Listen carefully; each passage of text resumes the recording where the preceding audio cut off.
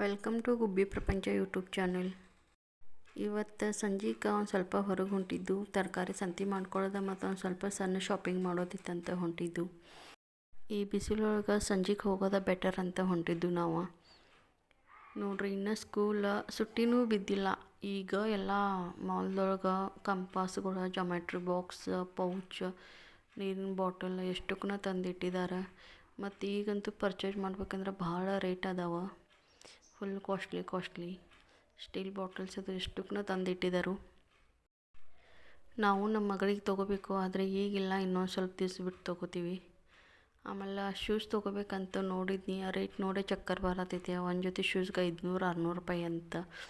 ಹಾಗಾಗಿ ಒಂದು ಜೋಡಿ ಡೈಲಿ ಯೂಸ್ ಸಲುವಾಗಿ ಚಪ್ಪಲ್ ತೊಗೊಂಡು ಬಂದೀನಿ ನಾನು. ಹಂಗೆ ನಮ್ಮ ಮನೆಯವ್ರಿಗೂ ತೊಗೊಂಡು. ಸಣ್ಣ ಹುಡುಗರ್ದಂತೂ ಫುಲ್ಲು ವೆರೈಟಿ ಅದಾವು. ಹಂಗೆ ತರಕಾರಿ ತಂದಿದ್ದೆಲ್ಲ ಜೋಡಿಸಿಟ್ಕೋಬೇಕಂತ ತೆಗೆದಿಡಾತೀನಿ. ಇವತ್ತು ಯಾಕೋ ಮಾರ್ಕೆಟ್ ಒಳಗೆ ತರಕಾರಿ ಭಾಳ ಸ್ವಸ್ಥ ಅನ್ನಿಸ್ತು. ಅದಕ್ಕೆ ಒಂದು ಸ್ವಲ್ಪ ಬದ್ನಿಕಾಯಿ ಮತ್ತು ಸೌತೆಕಾಯಿ ಜಾಸ್ತಿನೇ ತೊಗೊಂಡೀನಿ.